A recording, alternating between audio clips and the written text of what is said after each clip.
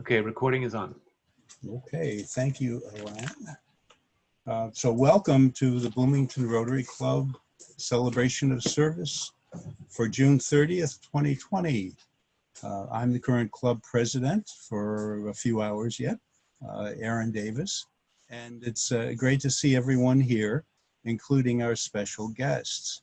Our pledge is going to be led today by past president and past district governor Jim Bright.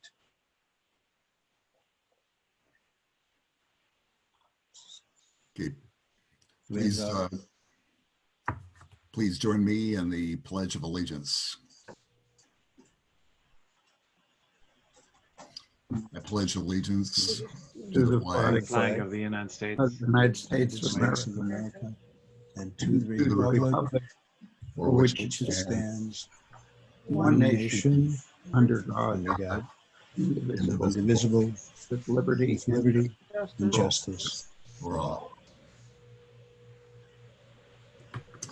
Hey, thank you, President Aaron, and welcome everybody. A special welcome to our guests. Today is the last day of our Rotary year, and I've got to say I've never been prouder to be a Bloomington Rotarian than I am today. Wonderful group of people, impressive year of accomplishments, and what an incredible year of change. At this time last year, we had no idea that we would be meeting today from the comfort of our homes, and some of us in our work pajamas. But I found this to be true, whether we meet over lunch at the Union or whether we meet in a breakout room group before a Zoom meeting, just as we did some of us a little while ago, we are making friendships for life. At our June 12th district Zoom meeting, District Governor Santana Nadeau recognized President Aaron and our club for an outstanding Rotary year with the District Governor citation. I don't want to steal Aaron's thunder, but be sure to be here next week when Aaron tells us about some of the many, many wonderful things that we did as a team under Aaron's leadership. So next week, Aaron too will turn over the bell and the gavel to our new president, Ashley Sullivan. Now, with COVID-19 and social distancing, we face many challenges and opportunities in the coming year. And here are just a few of the questions that we as a club will have to address. How will we meet? And when and where will we meet? How will we become more diverse and inclusive? How will we serve more young people through our sponsorships of Rotaract and Interact? How will we continue to have a positive impact on our community through Teachers Warehouse and other service projects when it may not be possible to work side by side, elbow to elbow, as we have in the past? And with our Bloomington Rotary Toast just 4 months away on Friday, November 6th, how will we raise money to support our service projects when it's no longer possible to stage an elegant dinner in person as we've done so successfully with the other two clubs in each of the last 5 years? Well, you'll be glad to know that we have teams already stepping up to address these questions.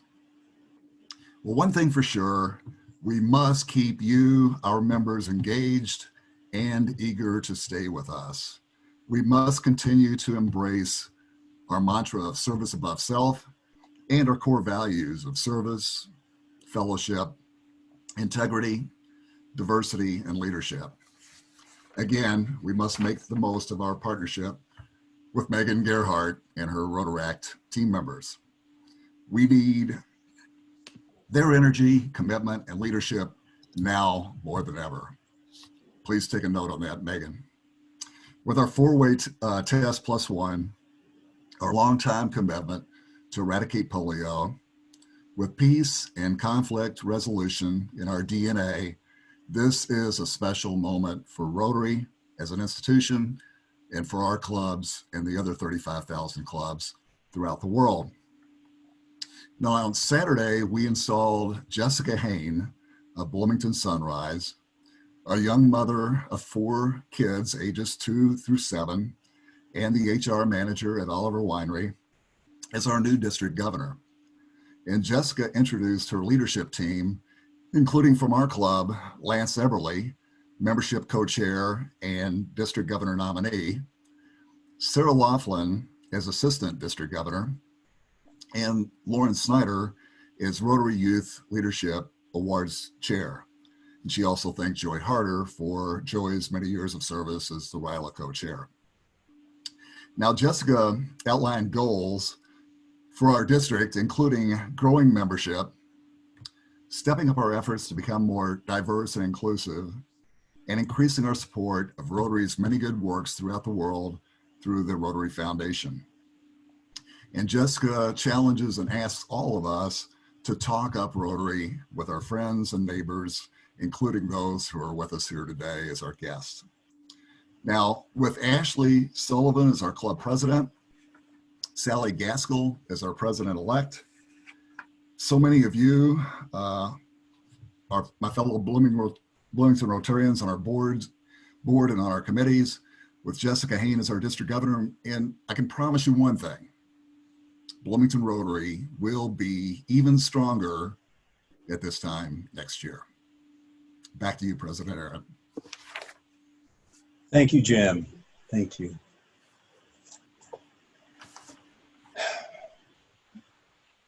We will, well, before we introduce guests, I want to call upon past President Mike Baker, to present a Paul Harris Fellowship.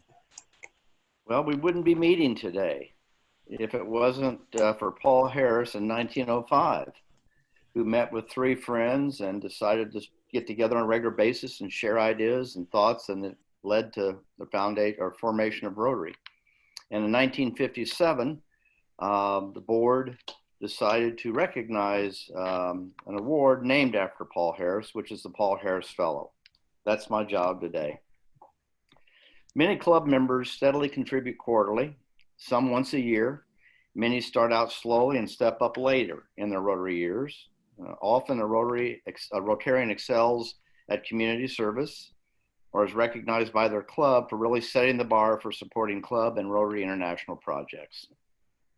Today, I and we have the honor and pleasure of recognizing our fellow Rotarian, Alon Barker, as our newest Paul Harris Fellow.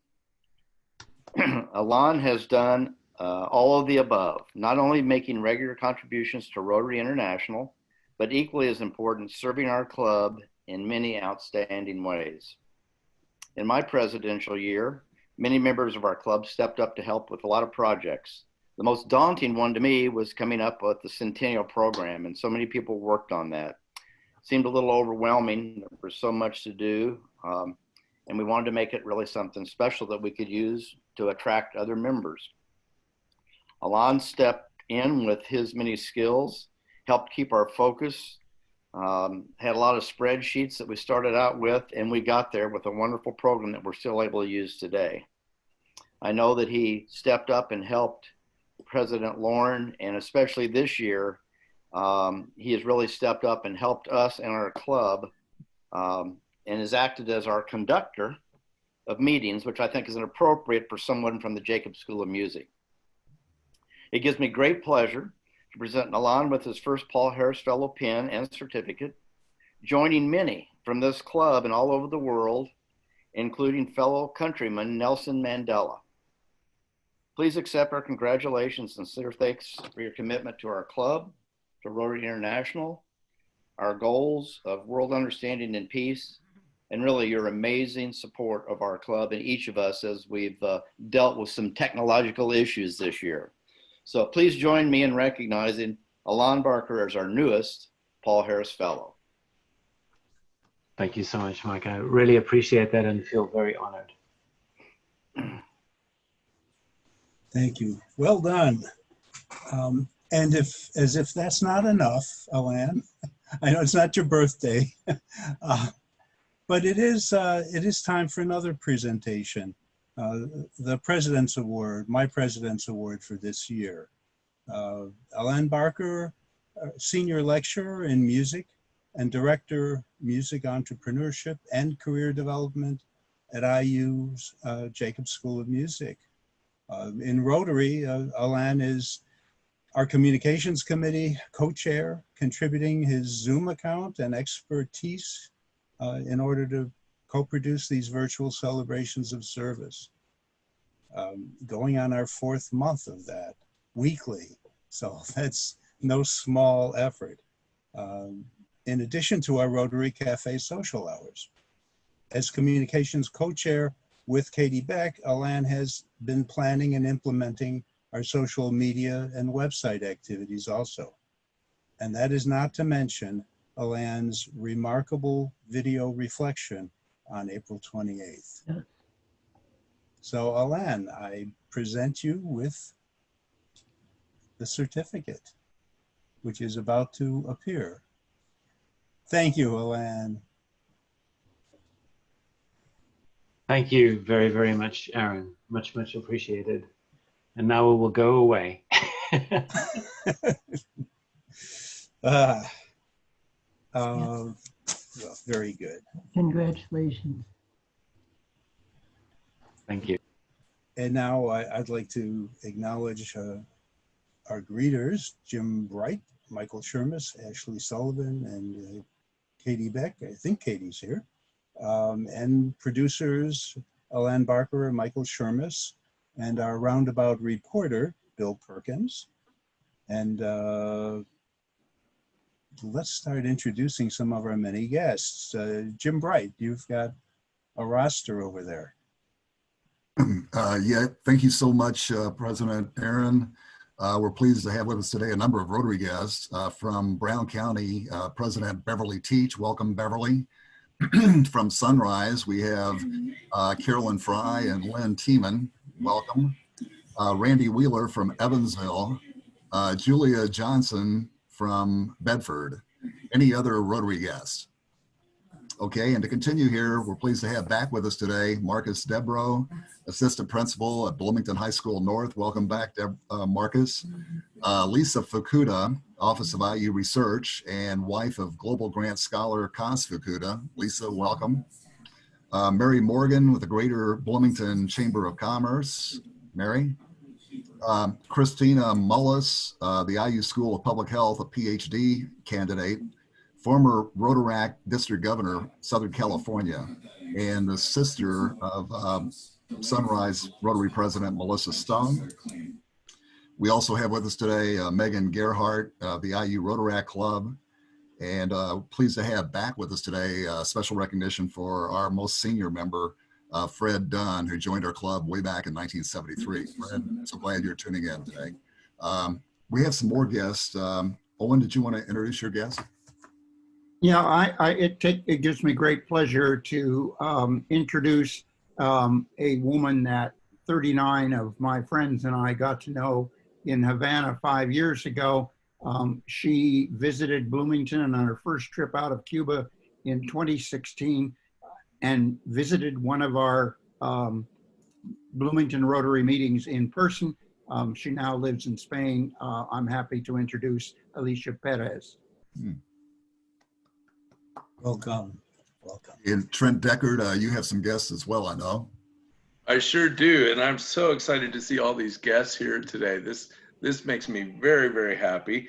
First off, I want to welcome Ashley Reed with Express Employment. We appreciate you being here.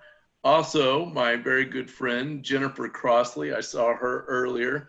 Jennifer's the head of the Monroe County Democratic Party, and she's extremely active in our community. I believe her husband, Justin Crossley, who's been with us before, and some of you may recall him from his work with WTIU and both French Lick, and he's one of the few people I have ever met, maybe the only, that's won an Emmy. Can't say that every day. I also saw, I know we said Mary Morgan, but it was good to see her. I saw former Bloomington City Clerk Regina Moore with us today. It's good to see you, Madam Clerk.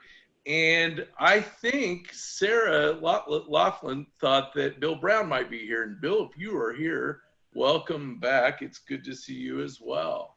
Good to have all these guests with us. Have we missed Thank you. anybody? And Laura Calkins with the Bloomington Salt Cave. Terrific. Thank you, Sandy. Okay. Well, greetings and welcome everyone to the Rotary Club of Bloomington, Indiana. I'll start with a couple of birthdays. We have two July 4th birthdays, Keith Klein, past president, and Joyce Pauling. And we have two membership anniversaries this week. Craig Spence, 18 years, and John Bender, past president in 1980 to 1981, who's currently honorary, and this is his 50th anniversary in Rotary.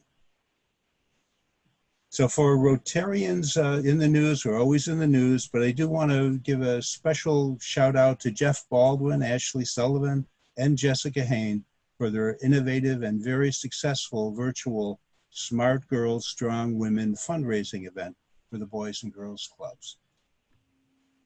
Rotary action updates will put off, and those will be in the roundabout.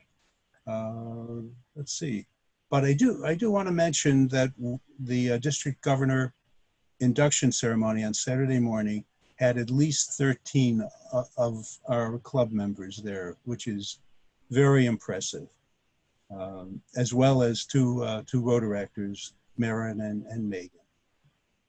Do we have happy dollars? Yes, welcome all of our guests. We're very glad to have you here. I don't have a happy dollar, but I'm wondering if anybody has an update on Dr. Spence.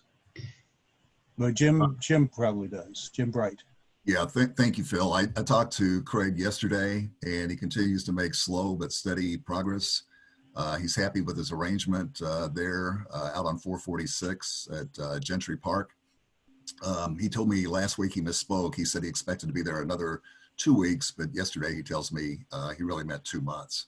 But he is making some progress, and I'll tell him you asked about him.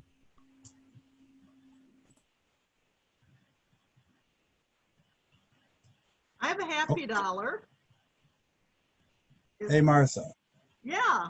I have a happy dollar for Aaron's brother, Gary, who had a kidney transplant yesterday after waiting for several years, and he seems to be recovering well in the hospital, and we're really happy to have that over with. So good for Gary and good for Aaron. Thank you, and thank you to our other Emmy winner. Oh. And I have a happy dollar to celebrate Alon's becoming a Paul Harris Fellow and receiving the President's citation. Congratulations from all of us. I have a happy dollar for a service well done for last year as a president. And it is worth $20 rather than $1. Also, I'm offering $1 to see my good friend Marcus Dubrow as a guest today. I have a happy dollar. Sarah. Yes, Sarah. I have a happy dollar. This is my last day as president of Teachers Warehouse, and I'm happy to say that I think Teachers Warehouse is in really good shape. You may be wondering what's up with the supply drive that we've done on the first weekend of August for the last several years. It was a key source of supplies for us. We stand by because we're going to move it online. If you thought you couldn't push crayons through your broadband, think again. So we just met this morning. We're almost ready to work on that. And so I'm not leaving the board. I'm moving back to be the recording secretary, and I'm certainly not leaving as a volunteer. But at Teachers Warehouse will open on July 27th because school is opening. So if you're interested in volunteering and bold enough to do it with the mask on, we think we have all of our COVID-19, protections in place. Thank you, Sarah, and thank you for your wonderful work with My pleasure. Teachers Warehouse, which is very close, very dear to our hearts. Do we have one more? I've got three happy dollars because we got 3 inches of rain last night.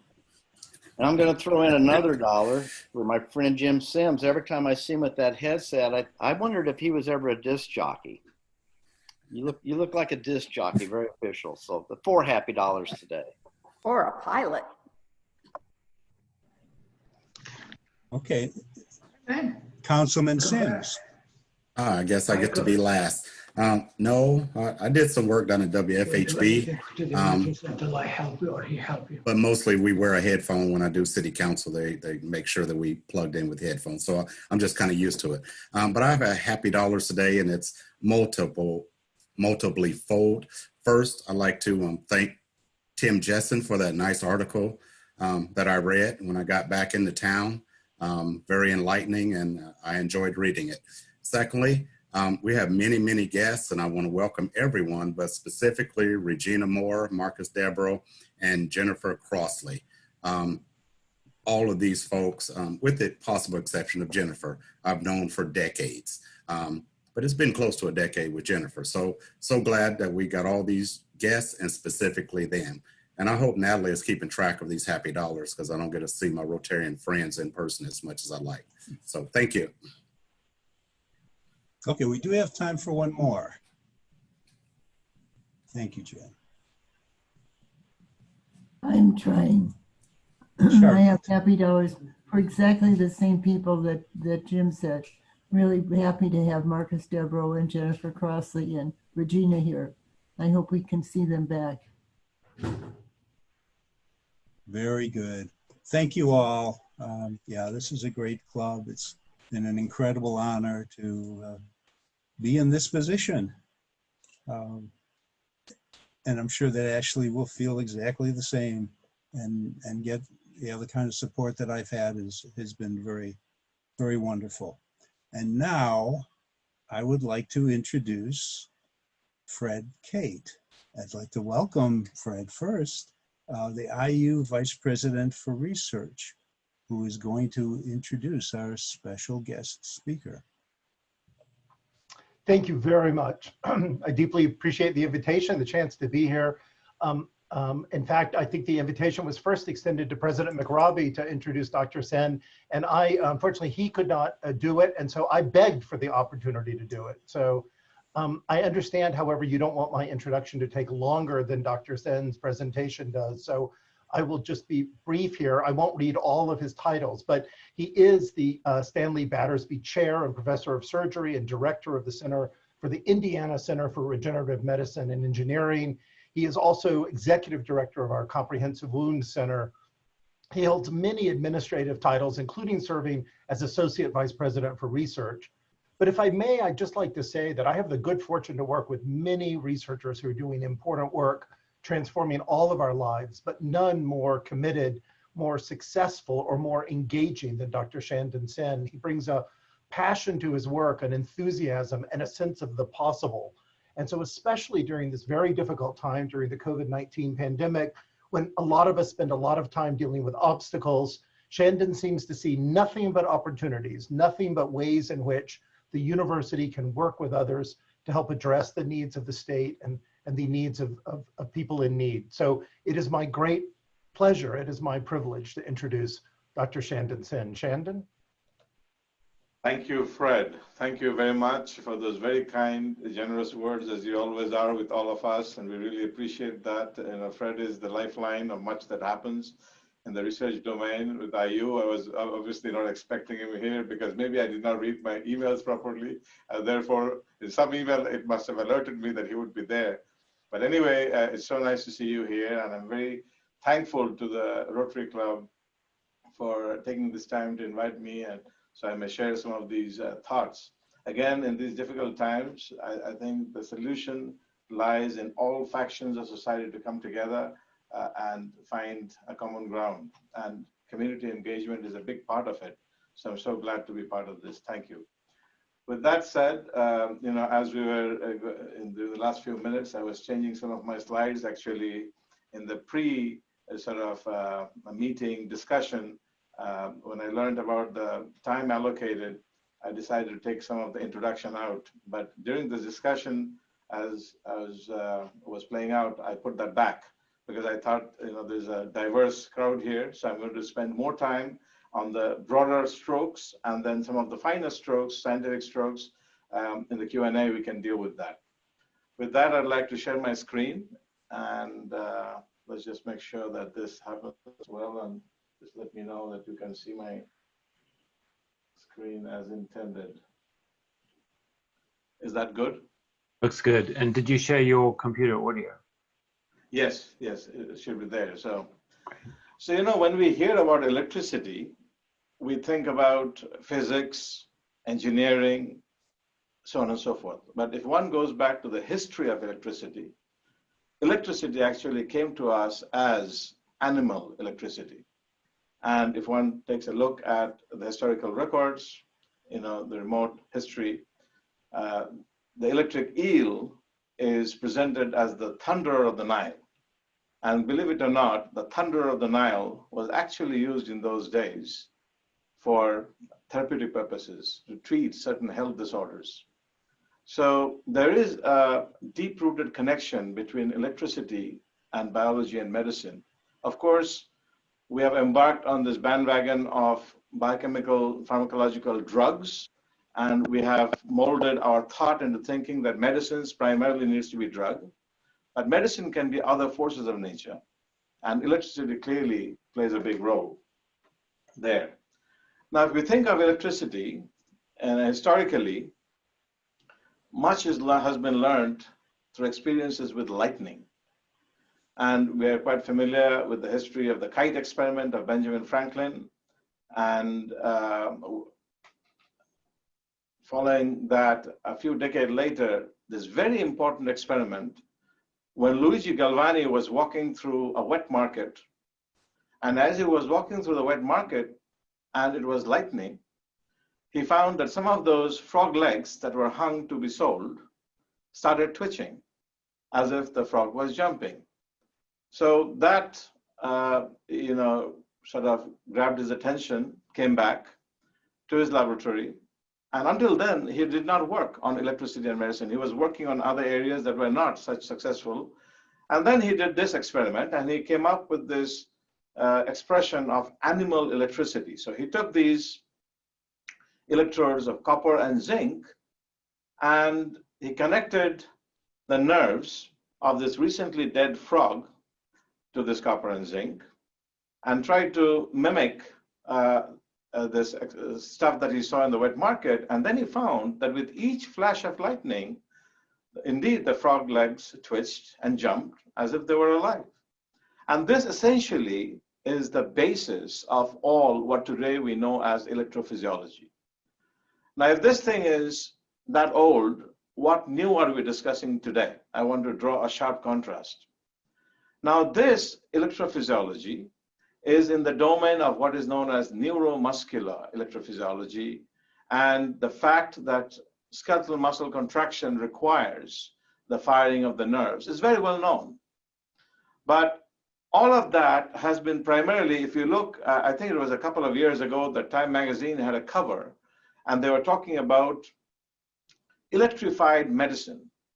And in that article, you would see that Time magazine was primarily covering this, meaning neuromuscular junction, nerve physiology, pain, so on and so forth.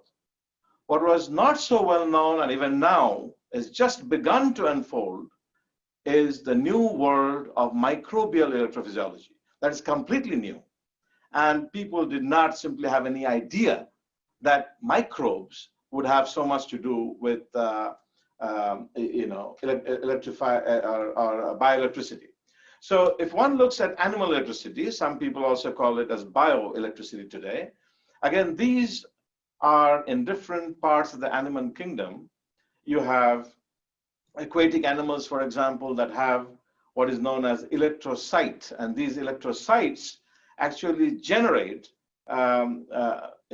significant voltage that these animals use to numb their prey and for hunting purposes. So electricity here is not generated in some other physical plant, it is generated in biology. Then there are static electricity. Think of the gecko trying to climb a wall, uses electrostatic forces to hold its paw with the wall. And similarly, you also have this set of animals that have electroreceptors. And they actually use the electroreceptors for navigation purposes, for hunting purposes, so on and so forth. And this is pretty well defined. The point I'm trying to make here is that the discussion of electricity in the context of medicine or biology is not far-fetched. There is plenty there. It's just that it is not considered to be a major discipline. With that said, I'm going to play a small video, and this video summarizes some of the work that was going on in the lab about a decade or so before this shelter-in-place notice was served. And then I'm going to show you a little bit of how, during the shelter-in-place, our line of thinking switched over and resulted in what we now know. But this is a 3-minute plus video aimed at a summary. I'll just play that now, and I hope the audio transfers well. Microbes are essential to life on Earth. There are as many bacterial cells in and on our bodies as there are human cells. Most bacteria live symbiotically with humans, but when skin's protective barrier is breached, bacteria can enter and cause infection. If left unchecked by the immune system or antibiotics, bacteria can multiply, aggregate, and develop a biofilm for enhanced pathogenicity. A staggering 80% of chronic wound and surgical site infections are caused by bacteria sheltered within a biofilm. Bacteria commonly occur as free-floating planktonic microorganisms. When they invade a wound, they multiply rapidly to form aggregates. Using weak electrostatic interactions called van der Waals forces, they attach and adhere to the wound surface in a process known as electrostatic adhesion. Bacteria communicate through electrochemical signaling called quorum sensing that enables bacteria to sense the density of neighboring bacteria and instruct their activity. They secrete chemical messengers that communicate with other bacteria and are translated into genetic signals that alter their behavior. Simultaneously, electrical signaling is the result of ions released in waves from within bacteria. This ion wave coordinates bacterial metabolism, aiding in recruitment of neighboring bacteria and further transforming their behavior. When messaging between bacteria grows strong enough, they begin to behave as a coordinated aggregate. They signal each other to secrete an extracellular polymeric substance, or EPS, that creates a biofilm shield around the bacteria, making them less accessible to the immune system and antibiotics. As the biofilm structure grows and matures, it becomes more resistant to destruction, leading to prolonged wound inflammation and disrupted quality of healing. Bacteria in a biofilm aggregate move in different ways to infect new areas and settle deeper into tissues following debridement. The body's immune system, alone or in combination with a drug, can usually kill planktonic bacteria. This ability to mitigate infection is crucial for resolution of wound inflammation and healing progression. However, once bacteria form biofilm, they are protected from attack by most immune cells and antibiotics, making biofilm infections notoriously difficult to treat. Researchers recently found that application of an external electric field delivered by a wireless electroceutical dressing can both prevent bacteria from forming biofilm and disrupt an existing biofilm infection. Bacteria were able to sense the electric field from the device. In essence, this external electric field short-circuited bacteria's electrochemical signaling, disrupting their ability to quorum sense and carry out the interbacterial communications necessary for forming and maintaining biofilms. Additionally, it decreased adhesive forces between bacteria and the wound surface, disrupting their ability to attach to the surface, thus helping prevent secondary infection. With the biofilm structure dismantled, bacteria are more susceptible to immune system and antibiotic attack. Infection-associated wound inflammation can subside, and normal wound healing can proceed. All right, I'm going to move on now with the rest of the talk with two summary points from that. One is that bacteria have their own Facebook, if you will. They have their own social network. And the currency, the language of that social network essentially are electrical signals. And if we go scramble their signal, then they cannot mount certain host offense systems that they normally do. I'll give a quick example and then move on. The quick example is we all know how difficult it is to get rid of antimicrobial resistance bacteria, or the AMR. In a bacteria, now we have a new generation antibiotic, and a few weeks later, a few months later, you have another set of bacteria that are now resistant to that antibiotic. We keep on generating new generation antibiotics, and the bacteria keep on presenting themselves with a resistant variety. So one of the first intellectual property that we generated after our team moved to IU about 18 months or so ago is the fact that we got about a dozen different difficult bacteria, including the most difficult MRSA, Candida auris outbreak organism from the CDC.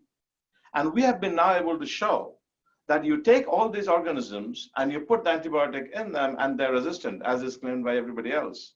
But the moment you subject the same organism to the same antibiotic in the presence of a particular electric field, they instantly become antibiotic sensitive.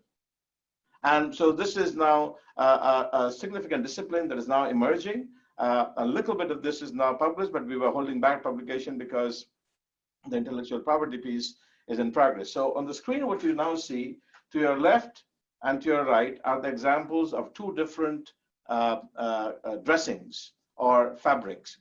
The one that you see to your left was a dressing that was developed about a decade ago. And the company then approached me in 2012 saying that, look, we have this dressing and we'd like to find some use for it. And so about from 2012 to now, I've been working with them, and this company was backed by major Texan billionaire Paul Foster. So Paul came to my lab in Ohio State, and Paul essentially is in the oil refinery field, but he said, Chandan, if you can break into, I can put some resources in. And long story short, the fabric existed, and we came up with the finding that this fabric, which is made up of silver and zinc spotted on it in a particular geometric pattern, when it becomes wet with any bodily fluid, for example, I have a t-shirt made out of this where this has been printed onto spandex. So in this case, the example is polyester, but this can be printed on any surface, for example. So when I sweat, then it gets active in that you can detect up to what you see here, 0.8 volt or 800 some volt, about to the order of 1. And then this is enough to quote unquote electrocute the microbes. So these types of sportswears will never stink, including your socks will not stink. And so that's a practical example. The bigger point is that using these types of very mild electricity, you can actually dismantle and it can kill bacteria. What you see to the right, so to the left, what you see there is the field strength, the electric field strength is not tunable. You have that 1 volt and sometimes a little bit lower than that, depending on the medium or the context, and you're stuck with that. So we came up with another version, which is currently a university version. And here you actually have a hearing aid battery or some other form of conventional battery, and you can tune the field strength here. So these are the two different patterns. Both are currently being used in patients.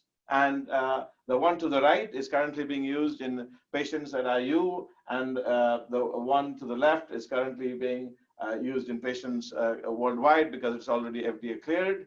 And I'm happy to note that the one to the right, just last week, I got a notice to the Department of Defense of an award, $1 million per year for 2 years to commercialize this dressing. So now we are moving forward with commercialization. The award is not yet active. We just received the congratulations letter. So maybe in 3 or 4 months, the award will be active. Going forward, what you see here is that fabric that you saw to the left. We call it the wireless electroceutical dressing, or the WED.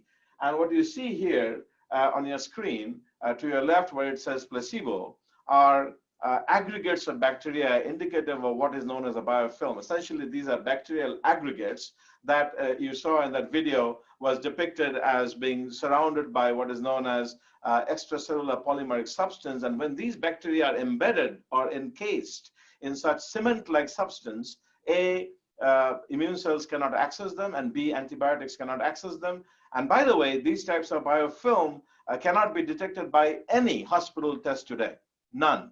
Patient will go home showing 0 infection and will die because of sepsis in 7 days, happened in our own place.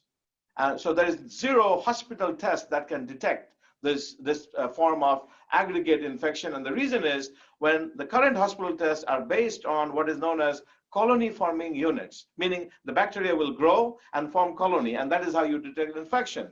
These bacteria in the aggregate format, they do not form colony. So they fly below the radar, if you will. So what you see here is the silver zinc dressing, which is our electroceutical dressing, and you see how those aggregates have been dismantled. And silver on its own also has some antimicrobial properties, but those properties are not sufficient to disrupt the aggregates. And as you see here with the silver alone fabric, you still have those aggregates, a little bit less, but you still have them. Now, if you take a bunch of bacteria, so what you see here in this plate, in this brown plate, is what is known as an agar gel. An agar gel is what you use to grow bacteria. So you release some bacteria on it, in this case, Pseudomonas aeruginosa, which is commonly found in surgical infections. And you see the dotted structures, meaning the plate is full of bacteria. And what you see underneath those are two pieces of fabric that are the placebo, that do not have the electroceutical property to it. But to the right, you see the electroceutical fabric, and then 5 millimeter above, no bacteria can grow. If you keep that fabric there, it has the electric field of this 5 millimeter, and on that agar, well suited to grow bacteria, no bacteria can grow. Absolute clearance. So this actually encouraged us, that is quite encouraging, and I was even more encouraged because this is not a drug. So the bacteria were not able to mount their drug resistance system to bypass this type of an insult. So this Annals of Surgery is the topmost, is a high-ranked journal in the discipline of surgery, and we were able to just report, this is one of the first papers that came out after we moved to IU, that electrical field-based dressing disrupts. So there were two cases there, if you look at the bullet points below. One is, in one case, we allowed a burn to happen. And after we allowed the burn to happen, we covered the burn with this electroceutical dressing and then allowed a lot of bacteria to be in that location. And we were able to show that in the presence of the dressing, the bacteria could not colonize the burn wound.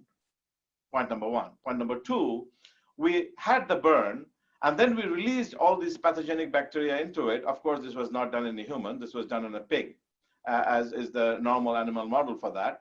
And we allowed the infection to establish itself for 7 days.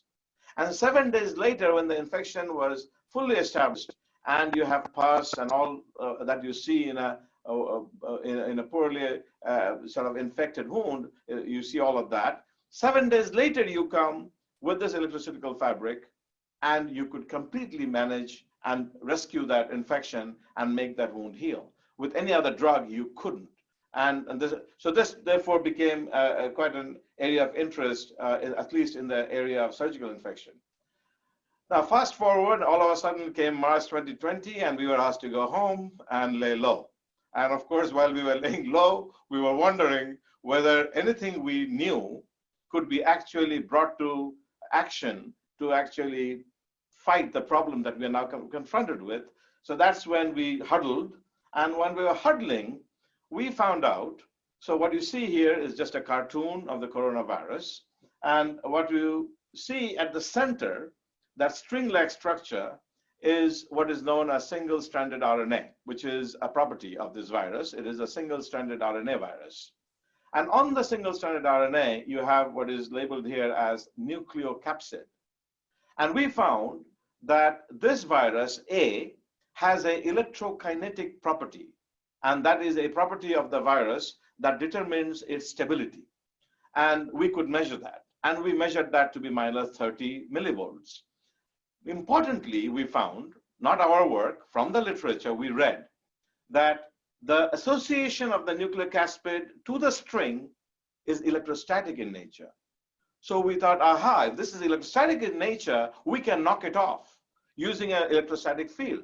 So what do we have to lose? So we applied for being allowed to go back to the lab, which was granted by Fred Kitt's office. So a small team from our group went back to the lab and started testing that using this dressing that we already have, which is FDA cleared, can we quickly go and knock off that capsid? And if we did knock off that capsid, can we then affect the further infectivity of the virus? Because when we have these PPEs, for example, the mask or what have you, all these PPEs today in the market are based on filtration process. So if you have an N95, for example, it is just a very good, effective filter that does not let the virus into our respiratory path. However, on the exterior of the mask, you have a whole lot of virus if you're in a stuck, and that is infection capable. So here the idea was, and when you're doffing the mask or taking off the mask, you could inadvertently, of course, infect yourself, or you could infect others. So the idea here was, if we could have a surface where upon contact, the virus would be neutralized to a point where it cannot further infect. As you know, outside the host, a virus cannot multiply. A virus can only multiply when it enters into a host. So outside a host, as on the mask, it is just a particle. It is nothing else than what I would call a nanoparticle. Now, if that nanoparticle is modified such that it loses infectivity, then our threat is substantially managed. So now, just bear with me a few experiments, but I'll let you try to explain in simple words. So what you have here is the electroceutical fabric, and this works good with both fabrics that I showed. So you have electroceutical fabric, and on the fabric you put the coronavirus. And once you put the coronavirus, you allow it to be on the fabric different intervals of time. In this case, 1 minute and 5 minutes. Then you recover the virus from the fabric. And once you recover the virus from the fabric, you then start doing some measurements. And these measurements are of two types. One, in which the size of the viral particle is measured, because a change in the size would reflect some also potentially change in function. So what you see up there is in A, you see the intact virus, and you will notice that it has a sharp peak at around 100 nanometers, and that's where the virus peak should be. But the moment it is touching the fabric for 1 minute, you see the size is clearly affected, where you see larger peaks appearing, so that the peak is moving sideward. So you have some shoulders, if you will, in this peak, meaning there is some viral aggregation going on. Now, viral aggregation doesn't mean it loses infectivity, but it means that some particular changes are happening in the virus. If you go to 5 minutes, clearly the peak size is much lower and the peak base is much broader. And essentially it is showing that clearly there are some phenotypic changes in the particle of the virus. Now, that was about the particle, if you may call it morphometry. Now, if you come to B, we are now directly measuring what is known as zeta potential. A zeta potential measures the electrokinetic property of the viral particle directly. And as you see with the red, it is somewhere around minus 30 millivolt. But once it is in contact with the fabric for 1 minute, that drops to about minus 15 millivolt. So as the zeta potential moves towards zero, we all know that it indicates instability of the particle. As the zeta potential moves, it doesn't matter, the minus and the plus doesn't matter, it's like a modulus. So if you had something that was 30, for a second we ignore the minus, and it is moving to 15, that means it is approaching zero, and that is instability. But if the 30 is approaching, say, 60, then that is increasing stability of the particle. So clearly what we see, upon 1 minute of contact with the fabric, you have the zeta potential that quickly drops. Now, once you have the fabric touching the virus for 1 minute, we then take it off. We take the fabric, we take it off the fabric. The fabric is no longer there. And then we show that to a cell that is provided by ATCC, the source. So this is a cell that is ideally suited. It has all the right receptors for viral infection. Okay, so this is the worst possible cell you can think of in your body, because they are the best cell to attract and get infected by that virus. So what you see in green are all the live cells. And under normal circumstances, when you did not put a virus, what you see in that black frame is hardly anything red, because all the cells are live. But once you show virus to these cells, you see how the green disappears in B, and that is indicative of loss of viability of the cells, meaning the virus is now starting to kill the cells, and these red signals start appearing, which validates a dead cell. So you see less green and more red in the situation B. In situation C, what we have is, again, we have the virus shown to, you may call it a sham fabric, meaning it is still polyester without that electrocytical dot. And the same thing happens, which is green goes down and red comes up. But if you show that virus to the electrocytical fabric, even for 1 minute, you would see that nothing happens to the green and no red comes up. And all of this can be quantitated, and upon quantitation using that assay that I just showed in A, and another assay that complements the other assay in B, the moral of the story is that once that virus touches that fabric for 1 minute, it cannot any further infect and kill the most ideally suited cell that it is supposed to be infecting. So that was very encouraging. With that said, the take-home message from here is that the exposure of coronavirus to a fabric with electric field changes the particle size and electrokinetic potential and causes loss of infectivity. But point number 2, I think, is more important, which is this entire story is not about a fabric.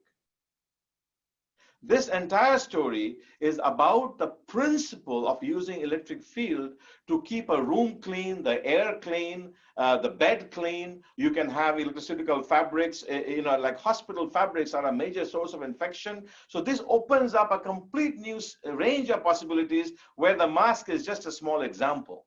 The fact that the coronavirus would favorably respond to, favorably for us, not favorably for the virus, to electric field is a finding, is a novel finding that can be exploited in numerous ways, in cleaning air, in cleaning room, furnishing, so on and so forth. So that's where I think a lot of thought is needed about how to dispense electric field in a profitable way, profitable for us, such that this virus can be managed as it is present in the larger society. I'll pause there and take some questions. Thank you so much for your attention. And of course, I need to thank our major sponsors, both from the US federal government. With that, I'd be happy to take questions. Thank you.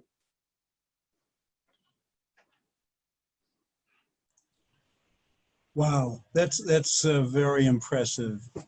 Thank you so much for opening this new horizon for our health improvement for the future. Do we have any questions? When will these masks be available to the public? So I have had now a meeting with so FDA has a process called emergency use authorization. And as you can imagine, they're now flooded with requests for EUA. And thankfully, our case has been shortlisted. And I had to meet a panel of 5 FDA members, which has now happened. After I have met, they have now sent us a few other questions, half of which is science, but half of which has to do with logistics and manufacturing. Good news is all of this is manufactured currently within the US. None of this has to come from abroad. So that process is currently on. When the FDA thinks that all the criteria have been met, then it will be approved. I'm hoping within a matter of weeks, and then it should be. And in the meanwhile, the company is telling me that they're ramping up production. They've already ramped up production. They're ready. I have a question. Going back to the whole concept of the electricity being therapeutic, how does that relate to the work with the brain that's happening? Yeah, I think you make a very good point. And that brings me back to my slide on Luigi Galvani. That is how, the whole story of electrophysiology started with nerve, muscle, and then went to the brain and deep brain stimulation.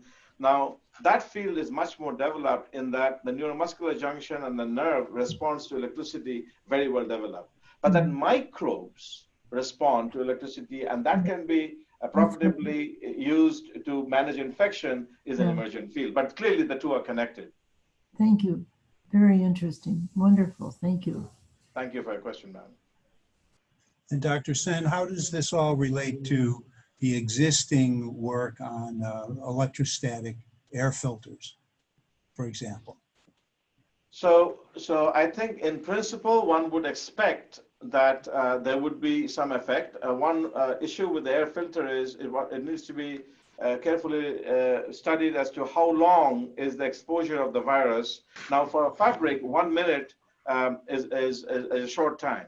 But when air is passing through some type of a surface, well, the amount of contact they have, is that sufficient to inactivate or neutralize the virus just calls for a proper study. Actually, yesterday I got a call from a federal agency saying that they use the same electrostatic force I use on the fabric, they use for fingerprinting.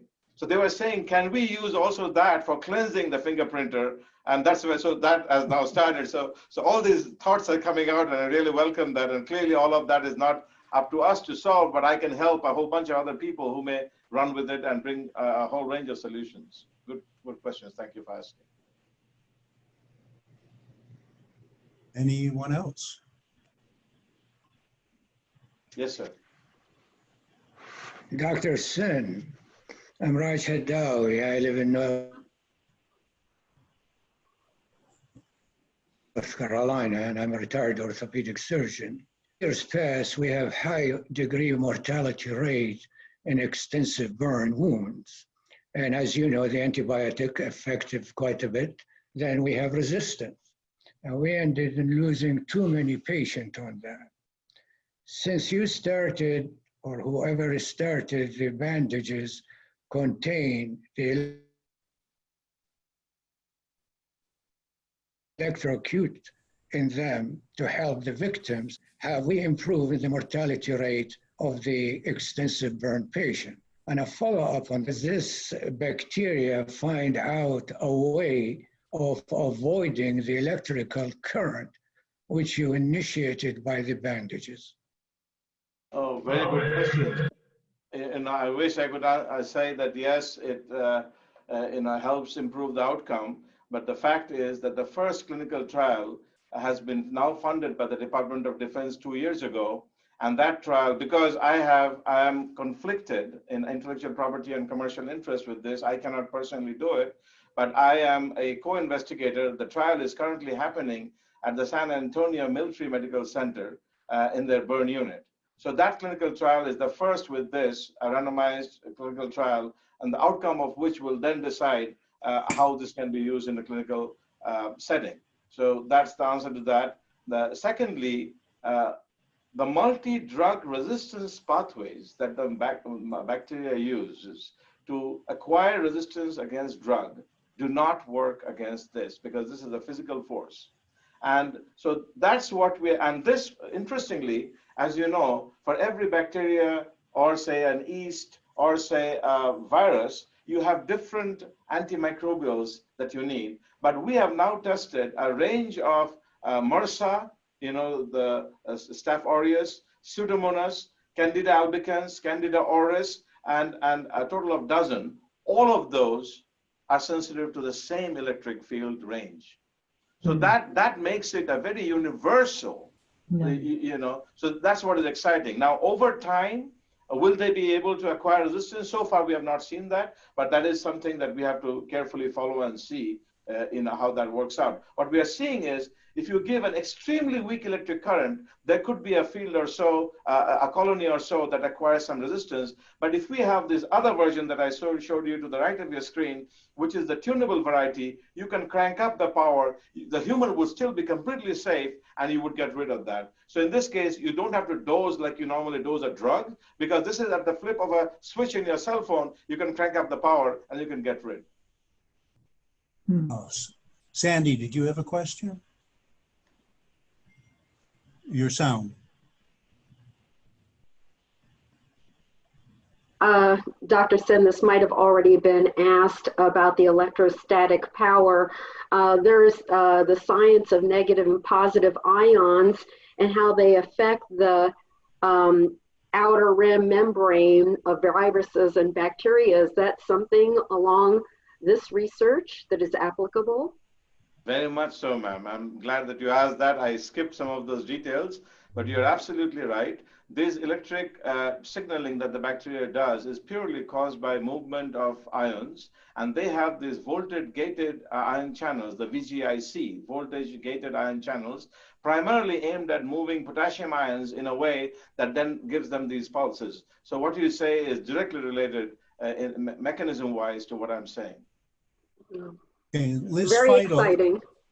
Yes, Liz Feidel was asking also whether the fabric would lose its potency over time. So a very good question. Thank you for asking. Because this is now a fabric in the commercial domain, this has been now tested for what they call machine wash. And I forget if it is 10 or 12 washes it can take. After that, the metal starts degrading. So very long story, very short. You have metals deposited on the fabric, but using something that is known as binder chemistry. And clearly the binder chemistry has its own limits. And that limit is about 10 to 12 washes in the machine. Dr. Sen, you have been so gracious to give us this time and this information in a very understandable presentation. I'm just so grateful for this.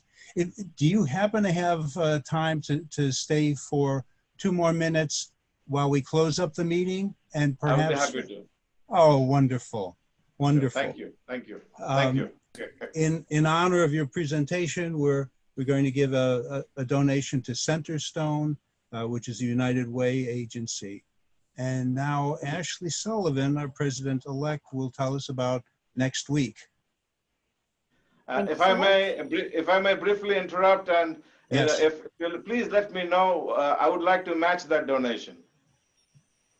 Well, thank you very much. We will be in touch. Thank you. Thank you. Thank you so much. My pleasure. Our next celebration of service will be July 7th on Zoom, and it will probably be our club's first virtual leadership changeover in 102 years. Interesting. We'll continue to do pre-meeting social gatherings like we did today, and it will be our leadership changeover meeting, as I said.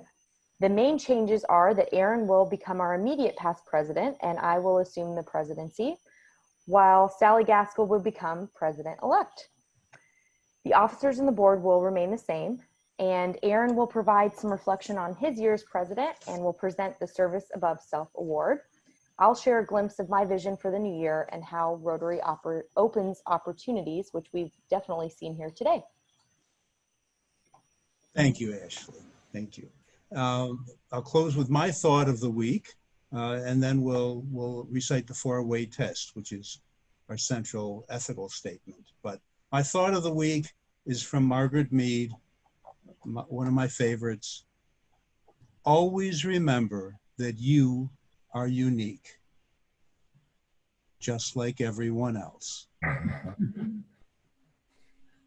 And now, if you will join me for our 4-way test, +1. Of the things we think, say, and do. First, is it the truth? To all. Second, is it fair to all concerned? Third, will it build goodwill and better friendship? Fourth, will it be beneficial to all concerned? And fifth, is it fun?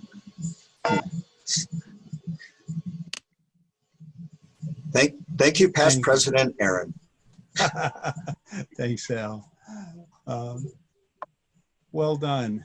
Are there more questions, comments on this incredible research? Jim Bright. Dr. Sen, I just want to thank and congratulate you for heading up this research. I think indeed you've brought honor and glory to Indiana University and to Bloomington, Indiana, and the whole state of Indiana. My question is, I know you're focused on the science of the face mask, but what do you see as the size of the market for this product once the FDA approves it? I mean, how many units do you think can be sold, and do you see them being used by healthcare workers primarily, or healthcare workers and other groups of people? Well, very good question, but I may not be the best person to answer this. The CEO of our company, Mike Nagel, tells me that at this time it is a $4.7 billion market. And, frankly, what has motivated us is at this time to get the solution to the market in a way that people benefit. How they actually commercialize, that's more for the company. But I can also tell you that at 3 p.m. today, there is a large capital group that I hear they're the largest capital group in Indiana is talking to me about doing a 500 patient study on this particular fabric within Indiana. And so there are different interest groups that are stepping forward, and they think it is not just only for this particular outbreak, but going forward, they want us to test whether this works against swine flu. There are all these other types of microbes, and do we always have to do this when we are in shelter in place, or can we do this in advance and already have solutions tucked away for when we need? I wish I could give you a more pointed answer on the market, but all I know is a lot of people need help. Do you have a manufacturing company to do this already? Oh yes. It's in Phoenix, Arizona, and it's already manufactured and exported to all different countries for other reasons, for wound care. So and they have ramped up this, and so yes, it's in Arizona. Interesting. So it's available to wound care now? Yes, today, yes, absolutely. Yeah. It's in the market. Thank you. I saw your, at the end of your presentation, this is Tim Justin, you had the National Institute of Health and some other associations of yours.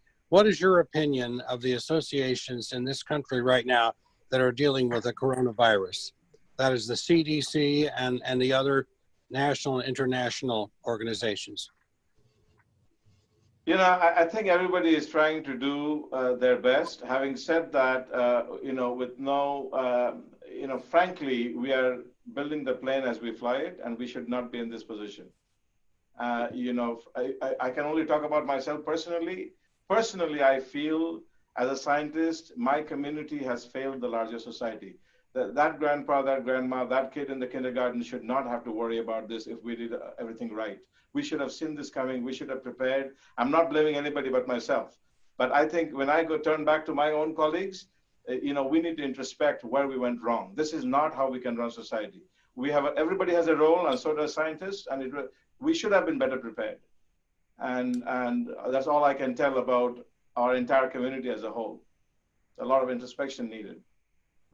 Hey, Dr. Sen, I have a quick question for you.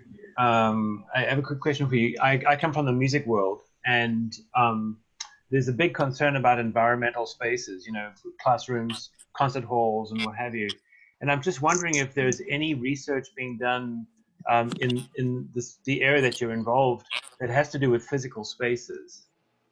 It's very interesting that you bring that up, because the symphony orchestra in Pittsburgh has contacted me about the wind-blowing equipment that are aerosolizing, and they're trying to manage that electroceutically. So I'm working closely with them to manage, and because they have been given the solution of being within plexiglass, chambers, right, and they don't like it because that has a lot of bad effects.